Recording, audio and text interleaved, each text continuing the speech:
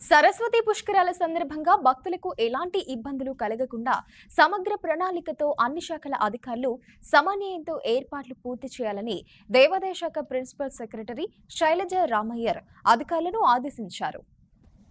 కాళేశ్వరంలో మే 15 నుంచి 26వ తేదీ వరకు సరస్వతి పుష్కరాలు జరగనున్న నేపథ్యంలో దేవాదాయ శాఖ principal secretary Shailaja Ramayyar, commissioner Sridhar, జిల్లా కలెక్టర్ రాహుల్ శర్మ, ఎస్పీ కిరణ్ కారే తదితర అధికారులతో గురువారం కాళేశ్వరంలోని ఈవో కార్యాలయంలో సమీక్షా సమావేశం నిర్వహించారు.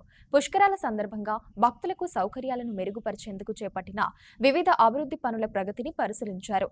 సరస్వతి విగ్రహం ఏర్పాటుకు స్థలం నిర్ణయించడం, వీఐపీ ఘాట్ నుండి గోదావరి ఘాట్ వరకు రహదారి నిర్మాణం, పురుషులు మహిళల కోసం శాశ్వత మరుగుదొడ్ల నిర్మాణం వంటి అంశాలపై సమీక్ష నిర్వహించారు.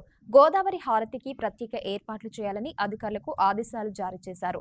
అలాగే వీఐపీ ఘాట్ నుండి గోదావరి ఘాట్ వరకు చేపట్టనున్న రహదారి నిర్మాణ పనుల్లో వేగం పెంచాలని సంబంధిత శాఖల అధికారులను ఆదేశించారు.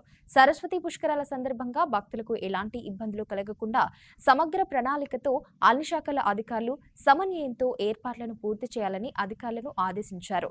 ఈ కార్యక్రమంలో దేవాదాయ శాఖ కమిషనర్ శ్రీధర్, ఎస్పీ కిరణ్ కారే, దేవస్థానం RJC Ramakrishna Rao, Panchayati Raj, irrigation, RWS, విద్యుత్, దేవస్థానం తదితర శాఖల అధికారులు పాల్గొన్నారు.